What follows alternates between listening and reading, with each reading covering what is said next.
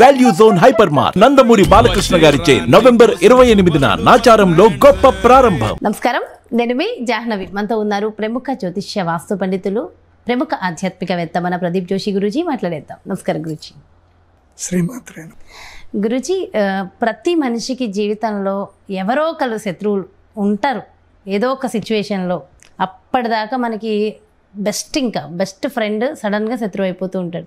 ఒక్కొక్క సందర్భంలో అసలు మనకు తెలియకుండానే మన వెనకాల శత్రువులు ఉంటూ ఉంటారు. ఇలాంటి శత్రువులు ఉన్నప్పుడు శత్రు నివారణ అనేది సాధ్యమా? అంటే వాళ్ళకేదో అయిపోవాలని కాదు నా ఉద్దేశము. మిత్రువుగా మళ్ళీ మారాలంటే అది సాధ్యమేనంటారు. అదేవిధంగా చాలామంది జీవితంలో డబ్బులు ఇచ్చేసి ఉంటారు. చాలామందికి ఏదో పాపం ఆపదలు అవసరమనో వాళ్ళ పరిస్థితులు బట్టి ఇస్తారు, కానీ ఏళ్ళ టైం ఒక్కొక్కసారి బాగోదు. అలాంటప్పుడు ఆ డబ్బులు మళ్ళీ రావడం సాధ్యమేనంటారు. ఈ రెండింటికి రెమెడీలు ఉంటాయంటారు? శ్రీ గురుభ్యో నమః. శ్రీమాత్రే. ప్రతి మనిషికి శత్రువు ఉండాలి, ఉంటేనే మంచిది. నా జీవితంలో నేను ఇంత ఎదగడానికి కారణం నా శత్రువులే. Thanks to them. నేను థ్యాంక్స్ చెప్తాను, నా శత్రువులందరికీ థ్యాంక్స్ చెప్తాను. నేను ఇప్పుడు ఇంత సన్నబడ్డం కూడా కారణం నా శత్రువులే. బికాస్ నేను మళ్ళీ హెల్త్గా అవ్వాలి, మళ్ళీ నేను డైట్ అది తీసుకొని ఆల్మోస్ట్ 8 kg తగ్గాను. నేను 8 kg తగ్గి మంచి యోగా, సూర్య నమస్కారాలు చేశాను. ప్రతి మనిషికి జీవితంలో శత్రువు ఉండాలి. శత్రువు ఉండకూడదు అనుకుంటే వేస్ట్. అది శత్రువు ఉండాలి. అయితే ఆ శత్రువుని మీరు గెలవడానికి ప్రయత్నం చేస్తూనే ఉండాలి. శత్రువుని గెలవడం అంటే అర్థం ఏంటంటే మిమ్మల్ని మీరు ప్రోగ్రెసివ్ చేసుకుంటూ వెళ్ళడమే శత్రువుని గెలవడం. శత్రువు జోలికి వెళ్ళకూడదు. వాళ్ళ దగ్గరికి వెళ్ళి వాళ్ళకి ఏదో చేయడాలు అవి ఏం చేయకూడదు. నీకు నువ్వుగా గ్రోత్ అవ్వాలి. అంటే నీ శత్రువు స్థాయికి అందనంత గ్రోత్ నువ్వు ఎదగాలి.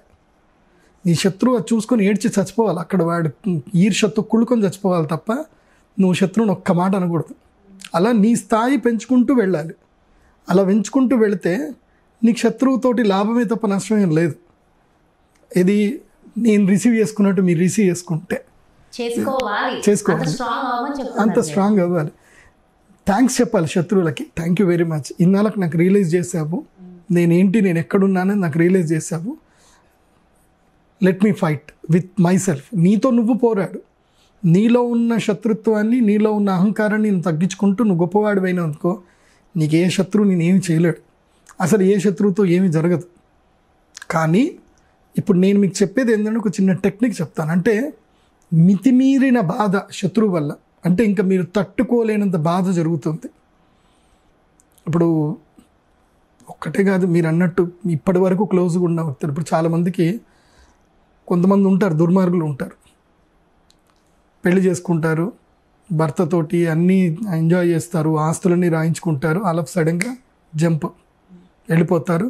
మళ్ళీ కోర్టులో కేసు వేస్తారు. డబ్బులు ఇస్తే తప్ప నీకు విడాకులు ఇవ్వనంటారు. ఇలాంటిది ఒక సమస్య.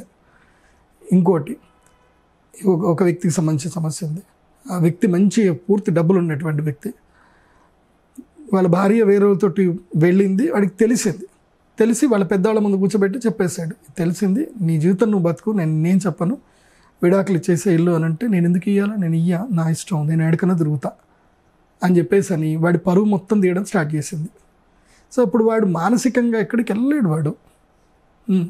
సో ఇలాంటివి ఒకటి. ఇంకా డబ్బులు తీసుకుంటారు, తిరిగి ఇవ్వరు. ఎస్, ఇలాంటి విషయంలో మాత్రం ఏంటంటే దీనికి మనకి దత్తాత్రేయ స్వామి చెప్పాడు మనకి. దీన్ని రుద్రయామల తంత్రం అని ఒకటి ఉంటుంది, సిద్ధ నాగార్జున తంత్రం ఉంటుంది, దత్తాత్రేయ తంత్రం ఉంటుంది. పార్వతీదేవి అమ్మవారు శివుణ్ణి అడిగారనమాట, కలికాలం రాబోతుంది, కలికాలంలో ఇలాంటి సమస్యలు వస్తాయి, వచ్చినప్పుడు ఆ శత్రువుని ఎదుర్కోవాలంటే ఏం చెయ్యాలి, నేరుగా ఎదుర్కోలేము, వాళ్ళు మనల్ని బాధ పెడతానే ఉంటారు, మన పరువు తీస్తూ ఉంటారు, మనల్ని ఇబ్బంది పెడతా ఉంటారు, అలాంటి శత్రువుల్ని గెలవాలంటే ఏం చెయ్యాలి అని చెప్పి పార్వతి అమ్మవారు శివుడిని అడిగితే శివుడు చెప్పిన తంత్రం ఇది. ఈ తంత్ర పూజ చేసుకోండి. దీనికి ₹1 ఖర్చు ఉండదు, ఏ పంతులు అక్కర్లేదు, ఏం అక్కర్లేదు. మీ కన్నీళ్ళే ఆహుతి, మీ కన్నీళ్ళే నిజమైన ఆజ్యం. నిజంగా ఆ దుఃఖం వచ్చినప్పుడు ఆ బాధకి కన్నీళ్ళు ఇట్లా ఒడిసి బయటకు వస్తాయన్నమాట. అది నిజమైన దుఃఖం. కన్నీళ్ళు ఊరికే రావు. కన్నీళ్ళు అంటే రావు. అంటే మామూలు దొంగ కన్నీళ్ళు ఎట్లా అంటే కొంచెం ఇక్కడ దాకా వస్తాయి కానీ కింద దాకా పడవు. నిజంగా దుఃఖం వచ్చే కన్నీళ్ళు ఎట్లా వస్తాయంటే దారకు వచ్చి డ్రాప్ పడిపోయి ఒళ్ళంతా తడిచిపోతుంది. అవి నిజమైన కన్నీళ్ళు. అలాంటి కన్నీళ్ళు వస్తే ఆ కన్నీళ్ళు ఒడిసిపట్టుకోండి, ఏం కాదు. చెప్తాను, ఒక యాగం చెప్తాను. అమావాస్య రోజున మర్రి చెట్టు కానీ రావి చెట్టు కానీ ఎక్కడైనా చూసుకోండి, మీ పొలాలలో ఉంటుంది, ఎక్కడైనా ఉంటే చూసుకోండి.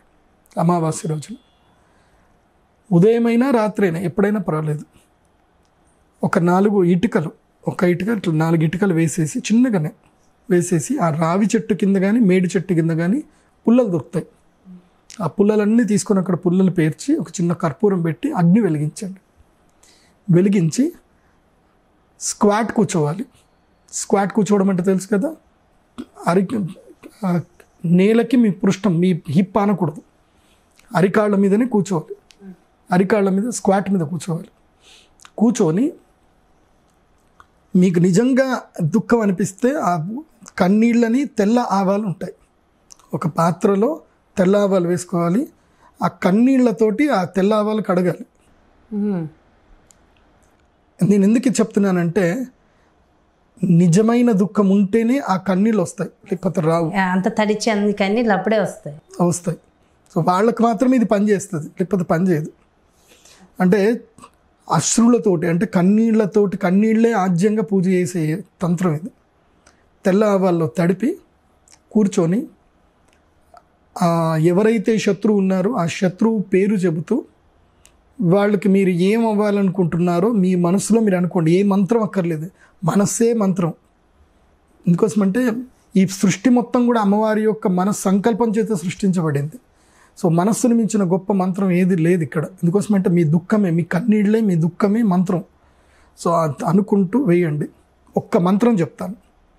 ఓం ద్రాం దత్తాత్రేయాయ నమః. దత్త మంత్రం చదువుకోండి.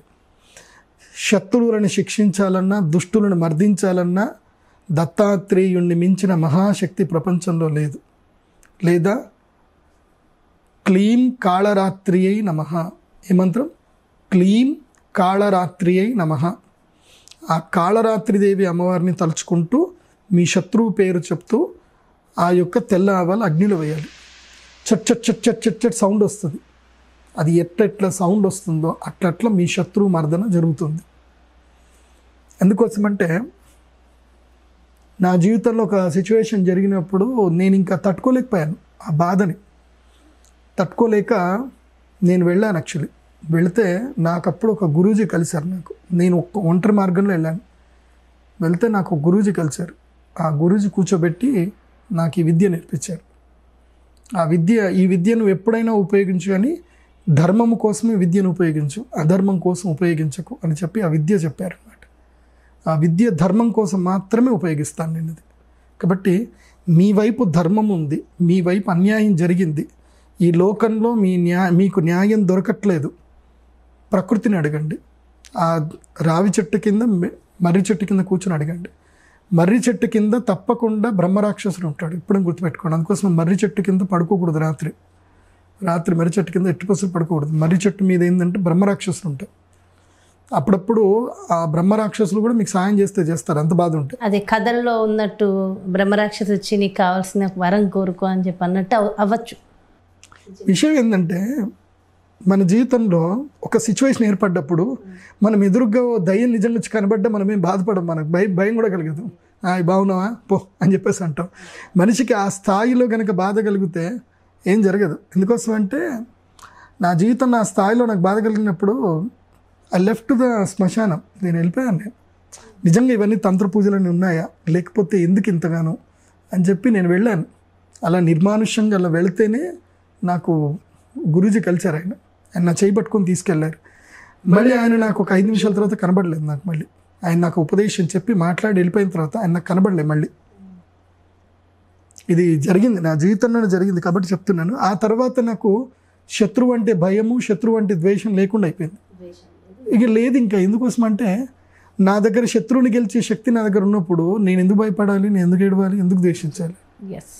కాకపోతే ఒక సిచ్యువేషన్ వచ్చినప్పుడు నేను తెల్లవాళ్ళు చేతిలో పట్టుకుంటే పని అయిపోతుంది, కానీ నేను పట్టను. వద్దు అని చెప్పారు మా గురూజీ. ఏది అత్యంత ఉత్కృష్ట స్థాయికి వెళ్ళాలి. నీ కన్నీళ్ళు, నీ గుండె మొత్తం కూడా పిండిపోయి నీ కన్నీళ్ళు బయటకు రావాలి. అది వస్తే దేవుడు వింటాడు నీ మాట, ప్రకృతి వింటుంది అప్పుడు. సో అది అది అది వచ్చింది అన్నట్టు నీ లోపల నిజాయితీ ఉన్నది అర్థం. నిజాయితీ లేకుండా కన్నీళ్ళు రావు, గుర్తుపెట్టుకోండి. సో ఇందులో ఎవరిని హాని చేయడానికి కాదు కాబట్టి, ఎవరి మంచి వాళ్ళ కోసం కాబట్టి ఖచ్చితంగా ఇలాంటివి నేను అదే చెప్తున్నా కదా, నిజాయితీ అని చెప్తున్నా కదా.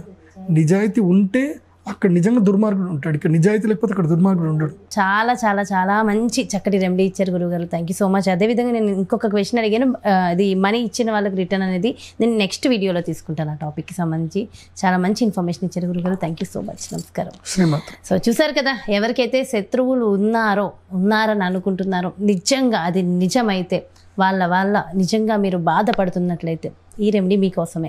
డెఫినెట్గా ఫాలో అవ్వండి, ఖచ్చితంగా నమ్మండి. ఆ బాధ ఉందా, నిజంగా ఫాలో అవ్వండి. ఎవరికి హాని చేయడానికి కాదు, మీకు మీరు మంచి చేసుకోవడానికి ఇది. సో ప్రతి ఒక్కరికి ఉపయోగపడుతుంది. మరో చక్కటి కార్యక్రమంతో మీ ముందుకు వచ్చేస్తాను. మరి అదేవిధంగా మీకు ఎలాంటి సందేహాలు ఉన్నా ఖచ్చితంగా కమెంట్స్ రూపంలో తెలియచేయండి. వాటికి సంబంధించి కూడా టాపిక్స్ వీడియోలు చేసేస్తాం.